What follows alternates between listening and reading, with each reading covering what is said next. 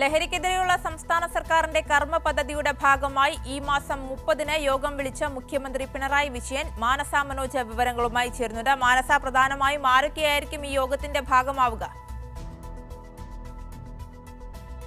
മുഖ്യമന്ത്രി യോഗം വിളിച്ചു ചേർത്തിരിക്കുന്നത് വിദ്യാർത്ഥി യുവജന സംഘടനകൾ, അതോടൊപ്പം തന്നെ അധ്യാപക സംഘടനകൾ, സാംസ്കാരിക സിനിമ മേഖലയുള്ള വിവിധ സംഘടനകളുടെ ഒരു യോഗം തന്നെയാണ് മുഖ്യമന്ത്രി വിളിച്ചു ചേർത്തിരിക്കുന്നത്. ലഹരിക്കെതിരെ ഇത്തരത്തിൽ വ്യാപക പരാതികളും ഒപ്പം തന്നെ അക്രമങ്ങളും, ലഹരിയുമായി ബന്ധപ്പെട്ടുള്ള അക്രമങ്ങൾ ഉൾപ്പെടെയുള്ളവ കൂടി വരുന്നതിൻ്റെ പശ്ചാത്തലത്തിലാണ് ഇത്തരത്തിലൊരു യോഗം വിളിച്ച് ബോധവൽക്കരണ പരിപാടിയുടെ ഭാഗമായി ഇത്തരത്തിലൊരു യോഗം വിളിച്ചു ചേർത്തിരിക്കുന്നത്.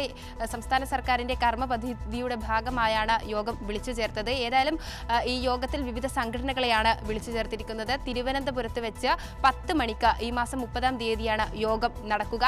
മുഖ്യമന്ത്രിയും ഈ വിവിധ സംഘടനകളും യോഗത്തിൽ പങ്കെടുക്കും. ഒപ്പം തന്നെ ഇത്തരത്തിൽ സംസ്ഥാന സർക്കാരിന്റെ വ്യാപക പരിപാടികൾ നടന്നുകൊണ്ടിരിക്കുകയാണ്. ലഹരിക്കെതിരെ ബോധവൽക്കരണവും അതോടൊപ്പം തന്നെ എക്സൈസിന്റെ ഉൾപ്പെടെയുള്ള പ്രവർത്തനങ്ങൾ നടന്നുകൊണ്ടിരിക്കുകയാണ്. പരിശോധനകൾ, വ്യാപക പരിശോധന, വാഹനങ്ങൾ കേന്ദ്രീകരിച്ചുള്ള പരിശോധന, സ്കൂളുകൾ, ഒപ്പം തന്നെ വിവിധ പൊതുസ്ഥലങ്ങൾ ഒക്കെയും തന്നെ കേന്ദ്രീകരിച്ചുള്ള പരിശോധനകളും നടന്നു വരികയാണ്.